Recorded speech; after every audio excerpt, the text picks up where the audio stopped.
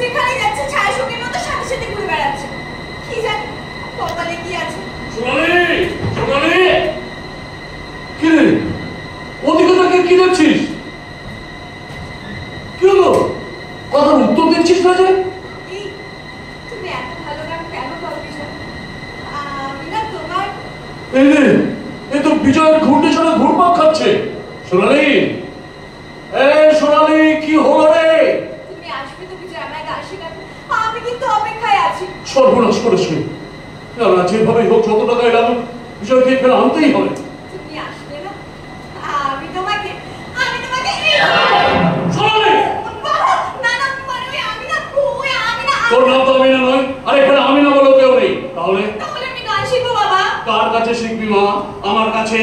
না না, আমি বিজয় রায় ছাড়া কারোর কাছে গান শিখবো না। সবাই কয়েকটা ফাংশন করেছে বলে বিজয় বড় শিল্পী হয়ে গেল? কজন মানুষ ওকে ছেড়ে? ওরকম অনেকেই লিফটে ওঠার মতন ওপরে ওঠে আবার ধপ করে মাটিতে পড়ে যায়। সবাইকার মতো যে বিজয় হবে তার কি মানে আছে? তুইও সাজ পোশাক দেখেছিস? একটা ধুতি আর বাংলা শাল। গায়ক হেমন্ত মুখার্জি কি বড় শিল্পী ছিলেন না? তাহলে উনি ধুতি পরতেন কেন? টাকা পয়সা না, আসলে ওটাই ওনার পছন্দের পোশাক। তুই কিচ্ছু জানিস না। দীপঙ্কর ওদের বাড়িতে গিয়েছিল। ওর মুখে শুনলাম একটা অজ ফারাকায় ওর বাড়ি, মাটির ঘর, তা আবার নদীর ধারে। ওর বাড়িতে যেতে গেলে গঙ্গা নদী নৌকায় চেপে পার হতে হয়। ও যদি গান গেয়ে টাকা রোজগার করতে পারতো তাহলে গঙ্গার পানি নদীর ধারে পড়ে থাকতো না। খেতো ধুতি শার্ট পরে মঞ্চে উঠে গান গাইতো না। তুই ওর কাছে গান শুনতে চাইছিস শেখ, আমি তোর ইচ্ছেতে বাধা দেবো না। তবে ও এখনো বড় কোনো শিল্পী হতে পারেনি। ওর চেয়ে অনেক বড় শিল্পী এখানে আছে। বাবা, রৌদ্র চিনতে আমি ভুল করি না। আমি বিজয়ের গান পছন্দ করি, তাই আমার সামনে তুমি বিজয় সম্বন্ধে একটা নেগেটিভ কথা বলবে না। সোনালি, বাবা, সরি বাবা, সরি বাবা। এ তো দেখছি গাছে না উঠতে এক কালি, এখনো সামনাসামনি হলো না, এদিকে মনে ছবি এঁকে ফেলেছে।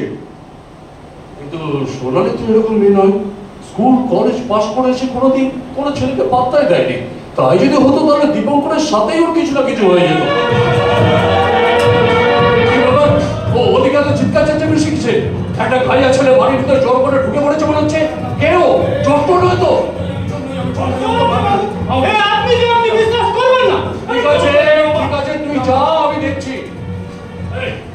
কি চাই তোমার? বাড়ির ভিতরে জোর করে ঢুকে পড়লে কেন? কে বলতো দাও? এটা তো আমার বাড়ির ঠিকানা। তুমি এটা পেলে কোথা থেকে? আমার বন্ধু দীপঙ্কর দিয়েছিল।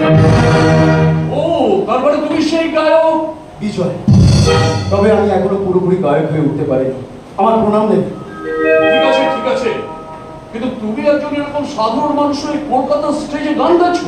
দেখে তো মনে হচ্ছে তুমি কলকাতার আদব কায়দা কিছুই জানো না, অথচ বড় বড় স্টেজে ফাংশন করছো। অভাব ব্যাপার। অসুবিধা হয় না জানেন? অসুবিধা হয় না। আমি গুরুজির সঙ্গে কলকাতায় যাতায়াত করি তো, তাই কোনো সমস্যা হয় না। ও তাই বলো। তা তুমি কি জানো তুমি এখানে কিসের জন্য এসেছো? একটা কলকাতার বড় লোকের মেয়েকে গান শেখাতে। সেই মেয়ের বাবা হলো ভাবি। টাকা পয়সা যা চাইবে তাই পাবে। তবে এখানে এসে নিশ্চয়ই বুঝতে পারছো এবারের স্ট্যান্ডার্ড এবং স্ট্যাটাসটা কি। দেখো কোনোভাবেই যেন এবারের সম্মানটা নষ্ট না হয়। আমার ভয় হচ্ছে জানেন, আমার বড্ড ভয় হচ্ছে। তবে আপনি একদম দুশ্চিন্তা করবেন না, আমার জন্য